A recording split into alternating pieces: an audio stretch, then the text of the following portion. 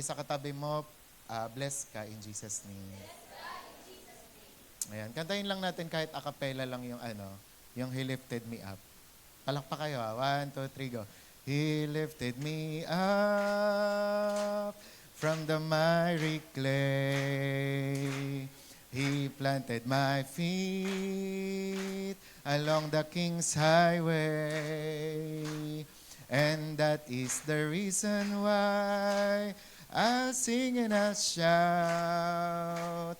When I was down, down, down, He lifted me up, up, up. He lifted me up. Isa pa po.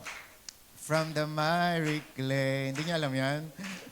He planted my feet along the King's highway. And that is the reason why I sing and I shout.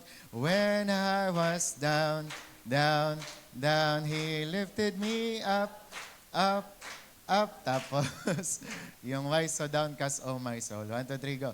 Why so downcast, oh my soul? Put your hope in God. Put your hope in God. Oh, why so downcast, oh my soul? Put your hope in God. And bless the Lord, oh my soul. Sa pa po, why so downcast? Why so downcast, oh my soul? Put your hope in God. Put your hope in God. Oh, why so downcast, oh my soul? Put your hope in God. And bless the Lord, oh my soul. Yan. Tapos, ano pa ba yung Ay, sorry po. Ay, sorry po.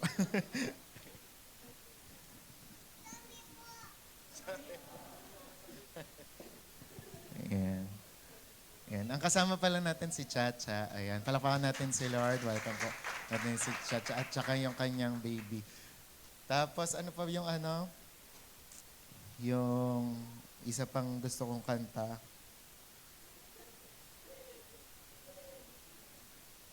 Ayan, kung ikaw ay malungkot at walang sigla, huwag mawala ng pag-asa. Problema ilapit sa trono ni Jesus at siya ang aayos.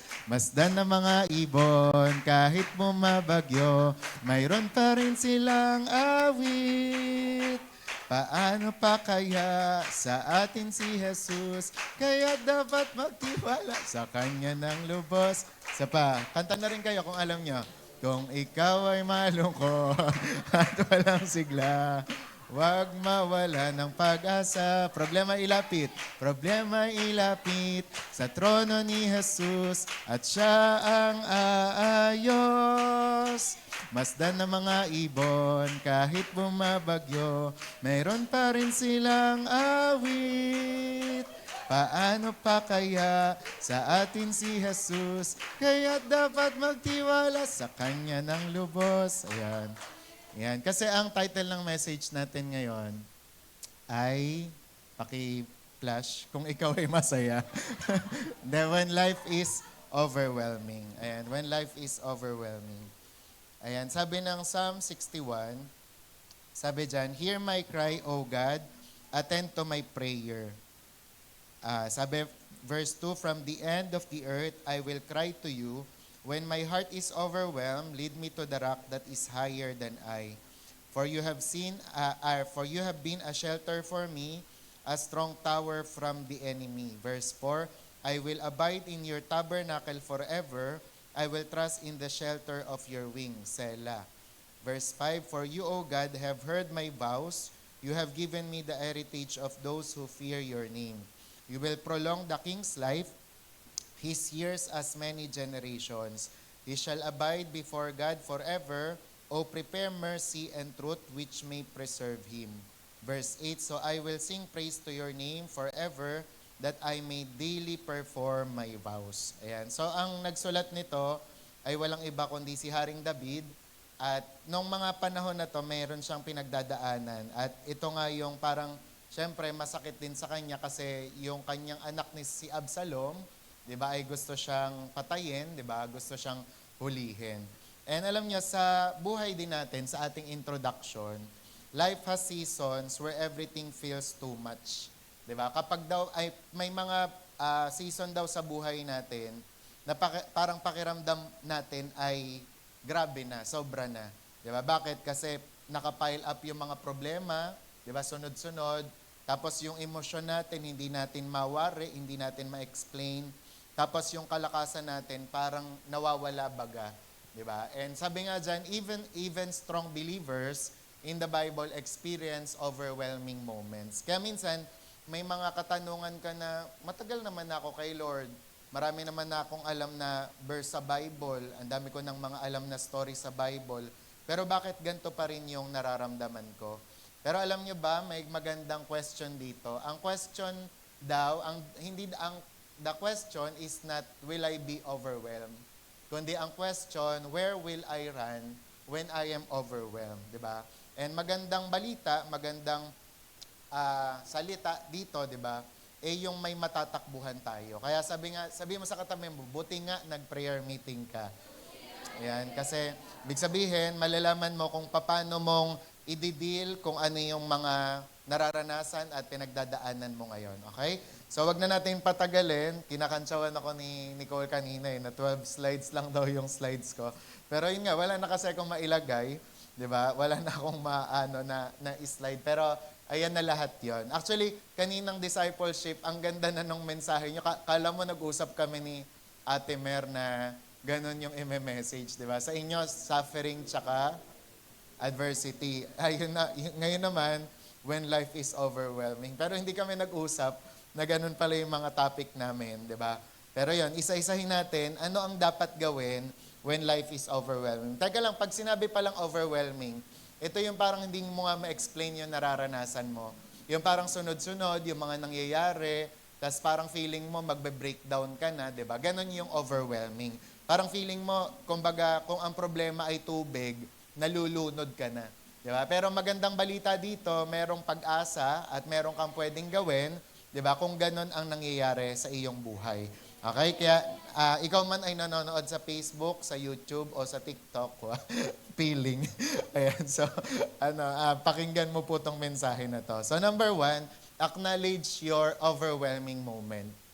Psalm 61 verse 2, from the end of the earth, I will cry to you when my heart is overwhelmed. So, kapag pala nakakaramdam tayo ng ganito, ang dapat nating gawin, i-acknowledge natin siya. Let us be honest to the Lord, di ba?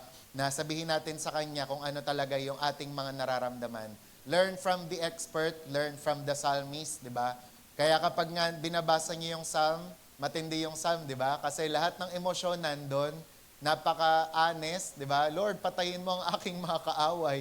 Di ba? Ganon, hulihin mo sila. Grabe yung mga emosyon nila. Pero, yung parang makakabasa ka doon ng mga bloodshed, di ba? Pero, hindi siya nagpo-promote ng violence. Kundi, ang pinopromote niya, ang na-encourage nito sa atin, magpaka-honest tayo when it comes sa prayer. Di ba? And sabi nga dito, David did not deny his feelings. Si David, kapag tumatawag siya sa Panginoon, sinasabi niya talaga kung ano yung nararamdaman at nararanasan niya. Di ba? And it is amazing to know, di ba, na tayo, praise God kasi may prayer meeting kung saan pwede tayo makatawag kay Lord, pwede tayong makapag-cry out sa Kanya, di ba? And being overwhelmed is not weakness. Hindi laging weakness yan. It is part of being a human, di ba? Ibig sabihin, kaya mo nararamdaman yan, nararanasan yan, kasi tao ka. Sa katabi mo, praise God, tao ka. Di ba? So, may mga ganun lang talaga na nararanasan kasi buhay ka pa. Di ba? May mga challenges, pero kanina hindi ko na kailangang ulitin, di ba? Yung mga dahilan bakit tayo nakakaranas ng mga suffering tsaka adversity, di ba? So, pag-usapan niyo yan kanina sa discipleship, di ba? So, pwedeng magpatatag ito sa inyo, pwedeng maging testimony pala yan, and yan din ang paraan ni Lord to purify you, to sanctify you, para mag-grow ka sa lahat ng mga bagay, di ba? And nga, sabi nga ng Psalm 55, 4-5, my heart is sore, pained within me. Isipin nyo maigi yan, di ba? Very honest. Kahit sila, sinasabi nila yan. Si Paul sa 2 Corinthians 1:8, we were pressed out of measure, di ba? So, very honest talaga. So tayo, ganun din tayo. Kapag nakakaranas tayo ng mga bagay-bagay o mga problema sa buhay, i-acknowledge natin yan before the Lord. And kahit nga daw si Elijah, ang example natin dito, di ba? Sa 1 Kings 19 verse 4, ang sabi niya doon, he said, "It is enough, take away my life." Si Elijah na to, great prophet of the Lord. Pero nakaramdam siya na parang ayaw niya na. Di ba? Na gusto niya nang magpakamatay. Kumbaga parang, ito nga si Elijah play safe ito eh. Parang nakakaramdam siya na gusto niya nang mamatay pero ayaw mag-suicide, di ba? Gusto si Lord yung gagawa. Di ba? Parang ganun. Kasi sabi nga daw ng mga Bible scholar, kung gusto daw talaga niyang mamatay, di ba? Dapat pumunta na lang siya doon kila Jezebel, di ba? Sa gustong pumatay sa kanya. Di ba? Pero ganun nga talaga, nireveal yan sa Bible para maipakita, 'di ba? Na tayo kung minsan kasi grabe talaga yung yung emosyon natin, 'di ba? Grabe yung drama natin sa buhay na kung ano-ano yung naiisip natin, 'di ba? Pupunta na ako sa ganito, di na ako babalik. Di ko sasabihin kung saan ako pupunta, 'di ba? Yung parang kunwari, kukuha na ako ng kutsilyo, ganyan-ganyan. Kukuha ako ng tali, itatali ko dun sa puno, tapos basta, bahala kayo. Di ba? May mga ganon tayong drama sa buhay. Kasi ganon nga, na-overwhelm tayo ng mga problema. Sino sa inyo nakaranas na nang na-overload yung cellphone nyo ng application, hindi nyo na i-close, o kaya naman laptop, di ba bumabagal? Ganon din tayo kapag hindi natin na-acknowledge yung ating mga problema sa Panginoon. Bumabagal tayo, 'di ba? Nagiging slow tayo, nade-drain tayo. Kaya in order for us na bumalik tayo sa ulirat natin, sa normal na kalagayan ng puso at ng buhay natin, we need to acknowledge our overwhelming moment kay Lord. Kaya sabi nga, many people silently carry pressure in life, kagaya ng mga family expectations, mga financial struggles, mga ministry burdens. Mga nakangiti daw yan outside. Pero deep inside, nag-i-struggle daw yan, di ba? Pero tatandaan natin ang isang prinsipyo na you don't heal what you hide. Hindi ka daw gagaling sa mga bagay na tinatago mo. Kaya kinakailangan po, i-acknowledge natin sa Panginoon kung ano ang meron po tayo o ano man yung pinagdadaanan natin. Pero yun nga, minsan, akala kasi natin, weakness yan pagka umamin ka. Pero hindi, di ba? Kapag in-acknowledge mo ito sa Panginoon, gustong-gusto ni Lord yan. Gusto ni Lord na dumepende ka sa Kanya at magtiwala ka sa Kanya. Pangalawa naman, cry out to God, not just to people. Ito, nakakatulong talaga na magsabi ng problema sa mga tao, di ba? Pero alam natin na ang mga tao meron silang finiteness or finiteness, di ba? Limited lang ang kayang gawin ng tao, 'di ba? Limited lang yung kaya niyang ipahiram sa iyo o ipautang sa iyo kapag may pangangailangan ka. Hindi omniscient ang tao gaya ng Diyos. Hindi siya ever present, 'di ba? Kaya alam nating limitado ang mga tao. Kaya naman ang encouragement sa atin dito, cry out to God, not just to people. Sabi ng Psalm 61:1, "Hear my cry, O God." Sabihin niyo nga, O God.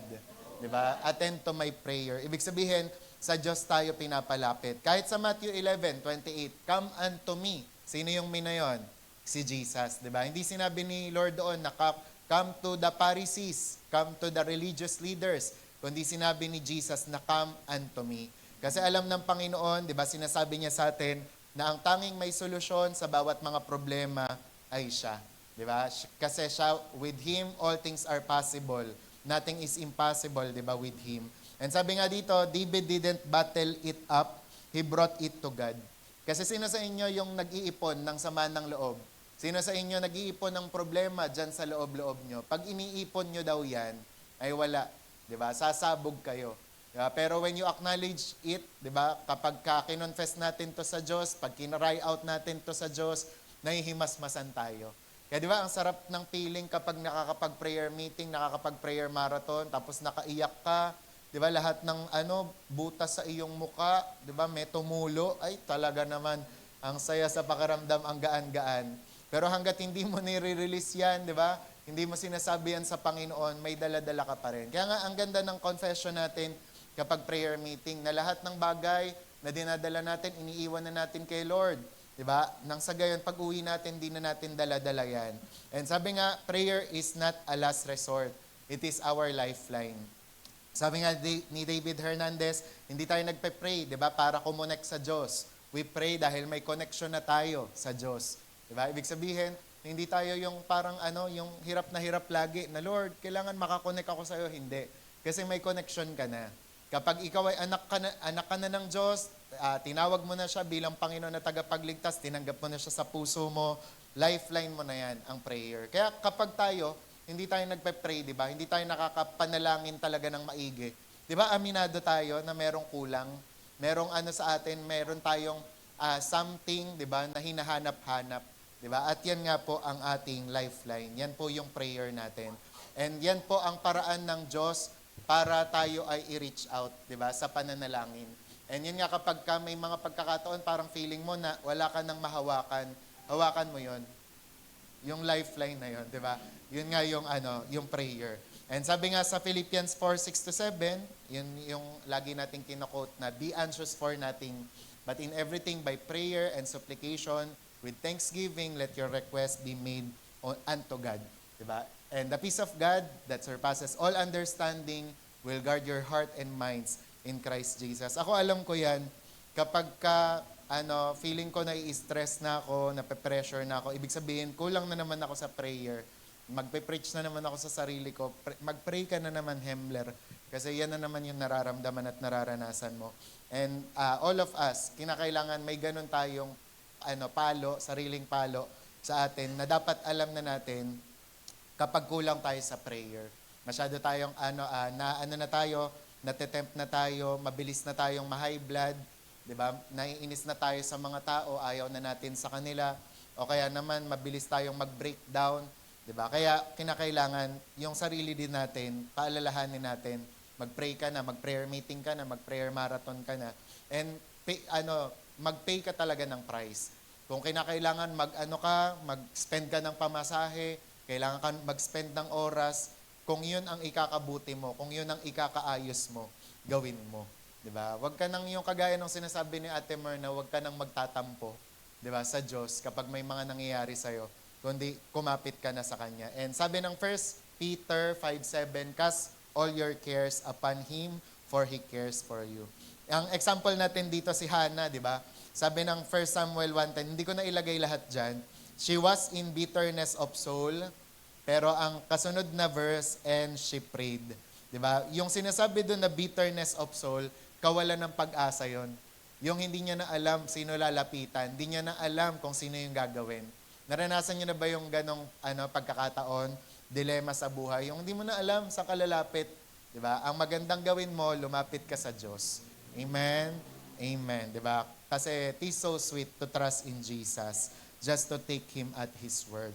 'Di ba? Kaya nga ang example dito, yung bata daw na lumalapit sa kanyang magulang. Oo, hindi laging yung kinakatakutan natin o mga problema natin nagdi-disappear instantly. Pero yung maganda dun sa paglapit sa magulang, you feel safe. And ganun din sa Panginoon. Hindi instantly laging parang kumbaga mawawala agad yung mga problema, 'di ba? In the twinkling of an eye, in a snap of a finger, 'di ba? Nawawala agad. Pero yun nga, ang kagandahan dito sa paglapit sa Panginoon, you feel safe. You feel secure, 'di ba? Ano nga ba yung kanta na yun? Yan, 'di ba?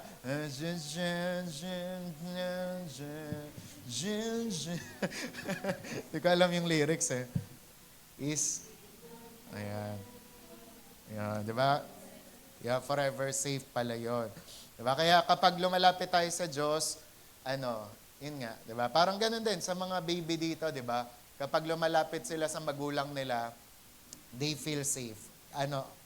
Yung alam mo 'yon, yung pumapanatag sila. Kaya ganoon din, kasi alam nyo, ang pinaka-problema nating mga tao, madalas hindi yung sa labas, kundi yung sa loob. 'Di ba? Pagka yung sa labas ay magulo, pero yung loob mo maayos, kaya mo 'yan. Pero kapag nasa labas magulo, tapos ang gulo din ng nasa loob mo, ay talaga naman disaster 'yan. 'Di ba? Kaya nga ang una nating pinapaayos sa Diyos yung loob. 'Di ba? Yung kailangan yung peace ni Lord, yung mga kinanta natin ng nakapayapaan ay dumito. Kasi kapag ito yung unang umayos, anumang gulo ng bahay, anumang gulo ng paligid, kaya yan, kakayanin mo. Kasi okay to eh. Di ba? Kaya ganun din kay Lord. Kapag meron mga hindi magagandang sitwasyon sa buhay natin, lapit tayo sa Kanya para umayos to. Tingnan nyo, pag umayos to, lahat ng mga haharapin mo, kaya mo. Diba? Kaya sabi mo sa katabi mo, aayos ka. Diba? In Jesus' name. Okay? Kaya sabi nga, what you pour out to God, He pours peace into. Kapag ikaw pinor out mo yung sarili mo sa Diyos, diba? Bibigyan ka niya, bubuhusan ka rin niya ng kapayapaan. Amen? And ano yan, privilege yan, benefit yan ng isang anak ng Diyos. So una, acknowledge your overwhelming moment. Pangalawa, cry out to God, not just to people. Again, hindi masama yung paglapit sa tao, ang kaso lang may limitasyon sila. Ang kaso lang, 'di ba, limited yung kaya nilang gawin. Okay? Kaya dapat sa Diyos talaga tayo unang lalapit. Pangatlo, run to the right source. Yun nga, yung the rock, 'di ba? Si Jesus. Psalm 61 verse 2, lead me to the rock that is higher than I. Nakita natin yan sa mga movies, sa mga balita. Kapag nagbabaha, saan pumupunta yung mga tao? Tumutongtong saan? Sa mga matataas na lugar. Una, bakit? Kasi para hindi sila maabot ng baha. Di ba? Pangalawa, para makita nila yung mga dapat nilang makita. Ganon yung nangyayari every time na lumalapit tayo sa rock natin. Una, pag may mga kapahamakan, hindi tayo naaabot nito. At pangalawa, nakikita natin kasi yung perspective ng Diyos dun sa mga nangyayari. And maraming pagkakataon ganon, di ba? May mga nararanasan tayo, pero dahil nasa mababang lugar tayo, hindi natin alam, hindi natin nakikita yung purpose ng Diyos dun sa mga nangyayaring yon. Di ba? Kagaya for example, pumunta ka dito sa Crimson Hotel, punta ka dun sa pinakatuktok nila, tanaw mo buong Muntinlupa. Dun pala yung bayanan, ay dun pala yung putatan, ay dun pala, ang lapit lang pala ng tunasan kapag mula dito, nakikita mo yung whole perspective. And ganun din kapag lumalapit tayo sa Diyos. Bakit? Pinapaliwanag niya through His Word na alam mo, Ella, bakit mo nararanasan yan? Kasi ganito. 'Di ba? Alam mo, Ella, bakit ganyan yung kasi ganito. 'Di ba? Nakikita mo. Amen? Kaya nga, kung halimbawa daw, idodrawing natin, yung nangyari kay Abraham. Si Abraham tsaka si Isaac, ang nakikita lang yung paganon eh. 'Di ba? Yung mga, yung nararanasan nila, i-offer ko ang aking anak. 'Di ba? Si Isaac, ganun din. 'Di ba? Parang, hindi niya alam. Pero sa kabilang bundok pala, ito sila Abraham, Isaac, yung tupa din, umaakyat na. 'Di ba? Pero kapag kunwari, i-zoom out mo yung kwento na yon, 'di ba? Parang God's perspective, makikita mo, okay, ganun pala. Tsaka yun nga, laging ang mga magagandang bagay nasa taas, nasa tuktok. Nung Monday, kasi pumunta kami ng Tanay Rizal, 'di ba? Nag-false kami. False hope pala. Joke lang. Kasi, ayun nga, yung mga, basta parang mapapansin mo sa mga falls, lagi silang inaakyat. Tapos parang mag-aano kayo, di ba? Yung parang mag-e-effort kayong aakyat kayo ng bundok. Tapos ang dulo nun, maganda. Wow, falls. Di ba? Wow, ang ganda ng senaryo, ganyan. And ganun din, tayo kapag umaakyat tayo sa Panginoon, doon natin nararanasan yung kagandahan niya. Doon natin nakikita yung kagandahan ng Panginoon. Kaya minsan, may mga pagkakataon, hinihikayat ka ni Lord, come on, Jess, come up higher, come up higher. Diba? Kasi gusto ni Lord, may makita si Jess na maganda, tapos kapag naranasan niya yon, hindi niya na, alam mo yon, iiwan ng Panginoon. Kasi nakita niya na yung ganda ni Jesus eh. Ba't niya pa ipagpapalit ito sa sa kung ano lang. Naintindihan? So, ganon. Una, para maging safe ka. Tapos pangalawa, para malaman mo yung right perspective o God's perspective sa bagay na yon. And sabi nga, the rock represents God's stability and strength. At kapag lumapit ka kasi sa Kanya, nagkakaroon ka ng stability. Diba? Dati, lagi naming naririnig yun sa prayer ni Ate Beck na, Lord, bigyan mo siya ng emotional stability. Dati, pag nagdadrama ako, Ate Beck, pa-pray po ako. Tapos lagi yun, niya, Lord, bigyan mo po si Hemler ng emotional stability, ganyan. Pagka nababanggit niya yon, alam ko na ibig sabihin. Ibig sabihin na hindi iyakin, ganyan, hindi paganan-ganan yung emosyon. yung alam dapat ang gagawin. And alam nyo, kapag tayo, lumalapit tayo sa Diyos, bilang ating rock, nagiging stable tayo. 'Di ba? Nagkakaroon tayo ng kalakasan, 'di ba? Na hindi natin maipaliwanag. Na hindi ka naman yung parang alam mo yon, hindi ka naman na ganito at na ganyan, wala ka namang ininom na Enervon, pero ang lakas-lakas mo.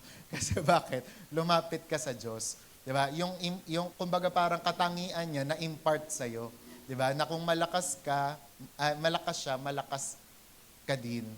Amen? Ayun. 'Di ba? Nung mga nakaraan nga, abang ko na rin, hindi kasi ako makasigaw dun sa sala namin. Kaya ako may kailangan akong isigaw, sumisigaw ako sa CR namin. Kasi kapag sumigaw ako dun sa sala, rinig agad ng kapitbahay. Yung chismisan nga nila, rinig ko eh. Kaya ako din, siguro pagka ganun din, maririnig nila ako. Kaya sa CR ako nagsisigaw. Yeah, minsan may mga declaration ako, Lord, hindi ako malakas, hindi ako matalino, hindi ako marunong, pero ikaw, Lord, malakas ka, makapangyarihan, marunong ka. Nasa akin ka, kaya ako rin ay malakas, makapangyarihan, anointed. Laging ganun yung confession ko. Na oo nga, kapag meron tayong mga weakness na nararamdaman, nararanasan, inaamin natin sa sarili natin, back upan natin yun na hindi. Si Jesus, malakas siya, makapangyarihan siya, nasa iyo siya. So therefore, ganun ka din. Amen? Na sa tuwing may kahinaan ka, sabihin mo, hindi ako malakas, pero malakas si Jesus. And Jesus is with me. Jesus is in me. Amen? Malinaw? Amen. And then sabi nga dito, when life is sinking, we need something higher than ourselves. Diba? Pag feeling mo, lubog ka na, diba? Sa utang, sa problema, lubog ka na sa kalungkutan, diba? Tatandaan mo po na kailangan mo ng higher than yourself. 'Di ba? Minsan may mga pagkakataon kunwari dito sa church. Lord, di na namin alam saan kami kukuha ng tulong. Kailangan na namin ng tulong from the outside. And alam na ni Lord 'yon na galing sa kanya yung dapat na tulong, 'di ba? Kaya ganon. Nung nakaraan nga na nag-uusap kami ni Ate Mer, sabi ko sa kanya, ang galing talaga nung may pinadala si Miss You na 15,000 para doon sa music team na kailangan nila doon. Sabi ko kay Ate Mercy, Lord talaga, every season may pinapadala siyang yung mga sponsor, na kunwari may kailangan ka, binibigay niya yon. Sabi ko, pag-pray natin na throughout the season. Yung lagi, di ba? Wag lang silang bibisita. Pero minsan, iniisip ko rin kung yun kung dahil ba sa akin o basta yung kailangan mo bang mag-pray. Kasi ako naman, yung katangian ko, ayoko ng ba? Paano ba yun? Basta ayokong yung parang yung ipiplease yung tao na kunwari, para maging forever ka-partner ka namin and ka-sponsor, lagi kitang i-chat, kakamustahin kita. Parang hindi kasi ako ganong klaseng tao. Na ang term ng iba, term pala ni Bishop yon, yung ayaw niyang magpakatuta sa mga Koreano, na parang gano'n. Na yung kunwari, pag may mga dumadating, praise God, dumating kayo, di ba? Na parang kunwari, parang wise men mo sila, na nagbigay sila ng gold, frankincense, and myrrh. Pero yun, hindi ako para kasi umasa ng totally, dumepende sa kanila. And thank God na may mga gano'n. Pero yun, kayo na lang ang mag-pray na magstay sila, kayo na lang yung laging kumontak sa kanila. Kasi kung sa akin, aaralin ko pa kasi yung gano'n. Okay? So, pero commercial lang yun. Huwag nyo nang huwag nyo nang i-take down note. Ayan. Tapos, sabi nga ng Isaiah 26:4, the Lord is everlasting strength. Ayan. So, everlasting, walang kapantay, di ba? Walang hanggan. And Matthew 7:24-25, ang sabi dyan, yung house built on the rock. Yung kwento ng parable of the two carpenters.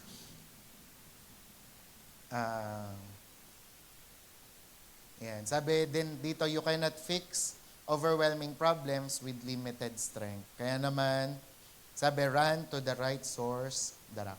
Okay, pang-apat naman, rest in God's presence. Psalm 62 verse 5, my soul waits silently for God alone. Sabi nyo nga, silently. Ayan. Yan. So, ibig sabihin nito, yung pagka lumapit ka na sa Diyos, Di ba? Pag nag-pray ka na, sumunod naman na gawin mo, mag-rest ka na sa Kanya. Ibig sabihin nito, yung magtiwala ka, totally, ilagay mo na sa Kanya yung full weight mo. And sabi nga, sometimes the answer is not immediate, but God's presence is enough. Sabi nga yung one touch daw na galing sa Panginoon can change everything.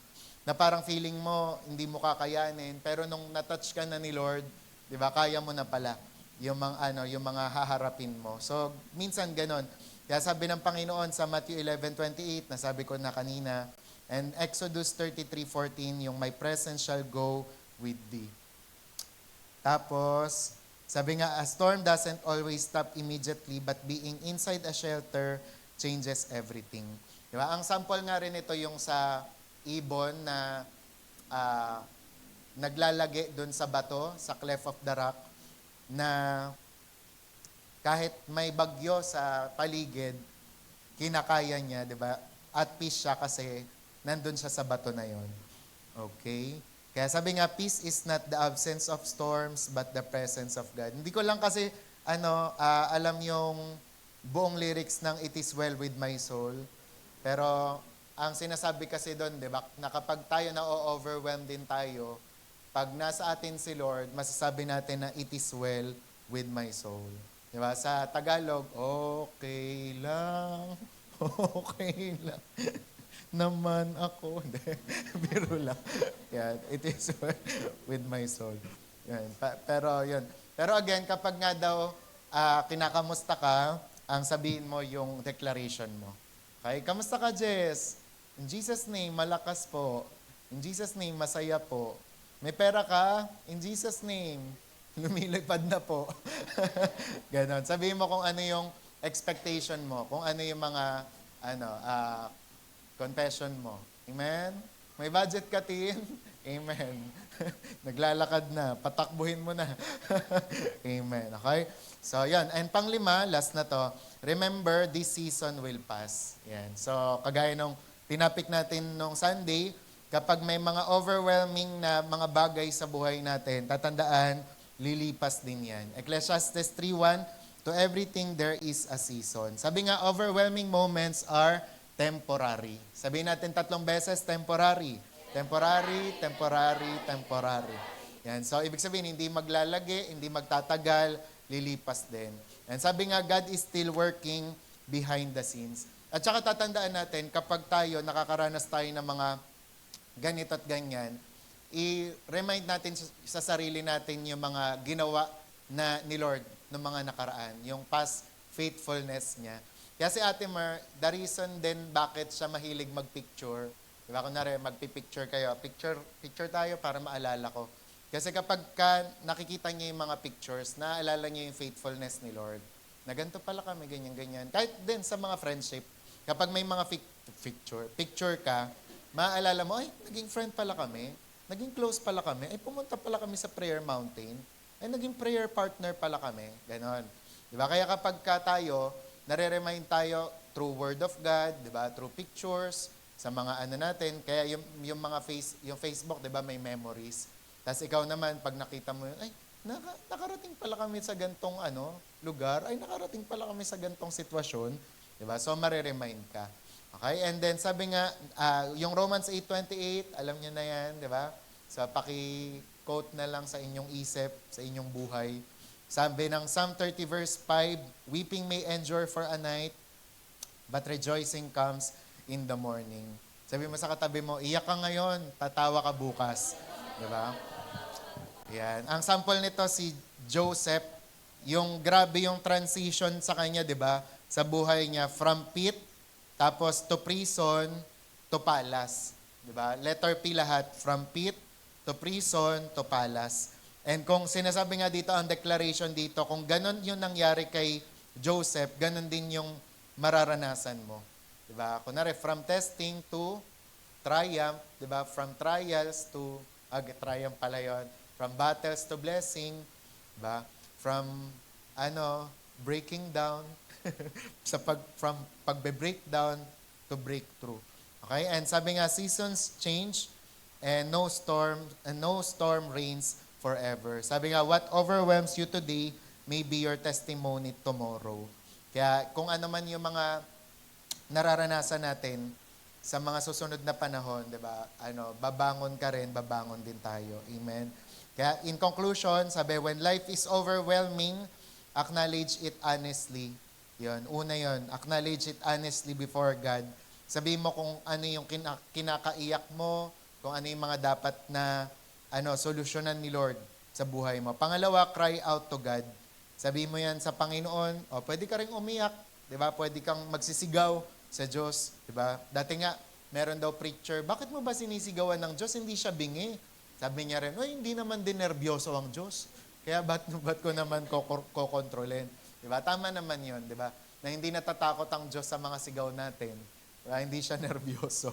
Kaya ako lang yung nagugulat sa sigaw ni Jasmine. Joke lang. Yan. So, kumbaga parang, pero pag kay Lord, accepted niya lahat ng yan. Iyak, tawa, sigaw, di ba? And then pang-apat, rest in His, run to the rock. Yung pangatlo, run to the rock. Yan. And then pang-apat, basta kasi dati, di ba, tinapik na natin yung rock na yan.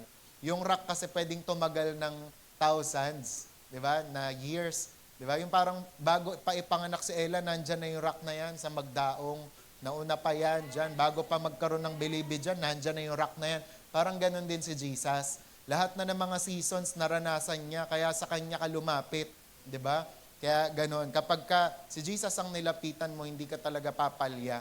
Di ba? Talagang magiging marunong ka. And then pang-apat, rest in His presence. And ito yung magandang maranasan natin, yung kapahingahan sa Panginoon. Hindi rest in peace, kundi rest in His presence.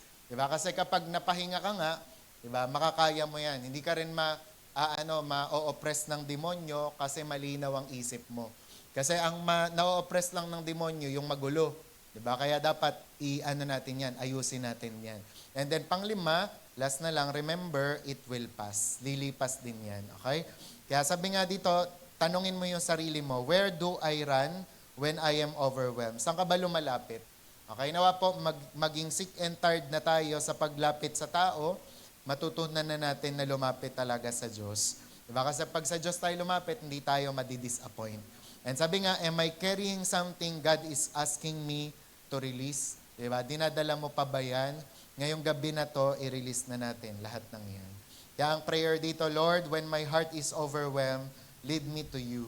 I surrender my burdens, my fears, and my worries. Be my rock, my peace, and my strength.